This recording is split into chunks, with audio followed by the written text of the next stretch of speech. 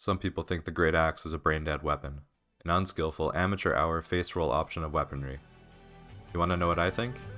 I see a Great Axe, a full-size 4x4 Jeep Wrangler Transforma Giga Chad Alpha Male. We're not just spinning to win, we're out here mowing the grass of the battlefield, chopping down every peasant in sight, and weed whacking like we're getting paid for it. So the next time you pick up a Great Axe, just know you're not just choosing a weapon, you're choosing a goddamn lifestyle. Welcome to the Great Axe Club. Welcome to Scripted Gaming.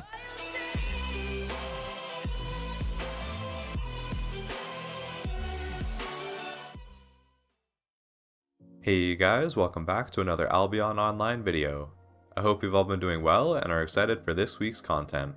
After looking over the comments in recent videos, I see a lot of people wondering what are some good ways to farm fame to level up axes, and how to farm enough silver to afford some of the more expensive builds.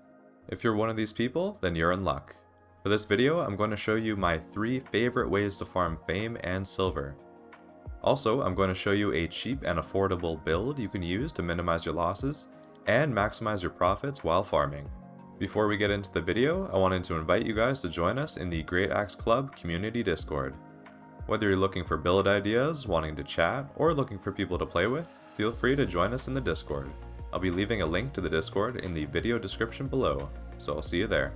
Real quick, if you guys enjoyed today's video, I would love it if you gave it a like and subscribe to the channel, as we upload new videos every Sunday.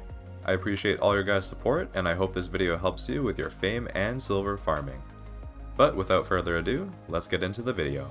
To kickstart the video, I'll show you guys the build I mentioned before, as we'll be using it to farm fame and silver. As you can see, the build is very affordable as tier 4.1, which is currently priced at 41k silver in the marketplace. So just in case we die while farming, the losses we'll suffer are very low. And now for the build itself. Since we'll be farming large groups of mobs, we'll need a build that has a high level of sustained damage, while also being able to survive the number of mobs attacking us, which is exactly what this build is for. So let's go over the build and see what abilities and passives we'll be using. To start us off, we'll be using the Battle Axe for a high level of sustained damage and self-healing. The Q we'll be using is Rending Spin to cleave down multiple mobs at once, but we can switch to Rending Strike in case we're fighting a single target fight. Our W is Adrenaline Boost for increased damage and movement speed. The Battle Axe E is Blood Bandit, which will provide us with a great amount of damage and self-healing. And we'll be using the second passive for more overall self-healing. For our helmet, we'll be using the Scholar Cowl for Energy Shield.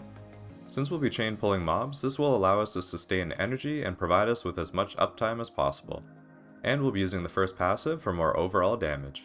Next up is our chest, and we'll be using Mercenary Jacket for Bloodlust. This ability will provide us with massive self-healing and allow us to survive through all the mob damage. We'll be using the first passive for more damage and defense. For our boots, we'll be using Soldier Boots for Wanderlust. This will allow us to escape in case an enemy tries to gank us while we're farming.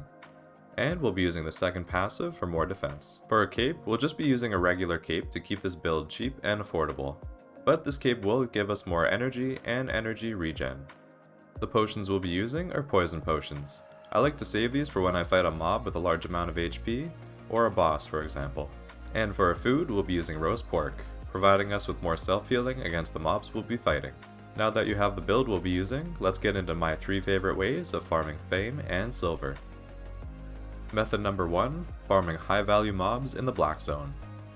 After the Lands Awaken update, open world mobs that remain alive will gain power and value over time.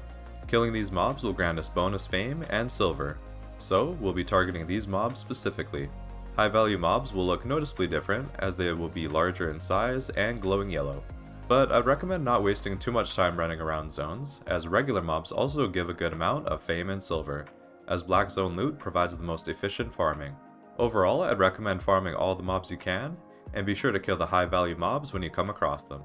As a side note, it's worth mentioning that killing animals will only give you fame and not silver. But if you happen to have skinning leveled up, then I'd definitely recommend farming animals in the Black Zone. Otherwise, it's best to just target the humanoid mobs, as they will give you both fame and silver. Method number 2, farming Avalonian roads. This is a great method for solo players, as there's typically less players to be found in the roads. Just go to a portal in the open world, and find an area with lots of mobs spawned in. Personally, I like to farm mobs and bosses within the solo content of the roads, which can be found at these green chests on the map. The roads of Avalon count as a black zone, which means fame, silver, and loot will be increased by a large amount. The mobs here are typically easy to kill, and their normal attacks do next to no damage. So just be sure to dodge their projectiles and you'll be good to go. As a side note, the portal which you took will eventually close, so just be sure to leave before that happens. But don't stress, you can see how long each portal will remain open by opening your map and hovering your mouse over the portal which you took. Method number 3, farming corrupted dungeons. I know what you're thinking, corrupted dungeons are for PvP, right? Well, not necessarily. The mobs in these dungeons drop a good amount of fame and silver. Not to mention the bosses which can spawn chests of common quality, or all the way to legendary quality. The nice thing about corrupted dungeons is that there will consistently be a vast amount of mobs to farm, which means less running around and more gaining fame and silver. The trick here is to not use the Shrine of invading other players. Instead, we'll skip this and begin farming out the dungeon and completing all the bosses. In case you get invaded, don't worry, just be quick to break 3 of the crystals that spawn in the dungeon. It's worth noting that corrupted dungeon loot scales with the difficulty which you choose, Slayer being the highest and Hunter being the lowest, as well as how high your infamy is. With that said, I'd recommend leveling up your infamy, where you can then expect to receive massive amounts of loot. Personally, farming corrupted dungeons is my favorite method of receiving fame and silver, but there is a large amount of RNG when it comes to the loot. I've completed dungeons where I received about 50k silver, but I've also completed other dungeons where it gave me about 1 million silver. So don't be too disappointed if you get unlucky, just keep farming out those dungeons and the loot will come in time.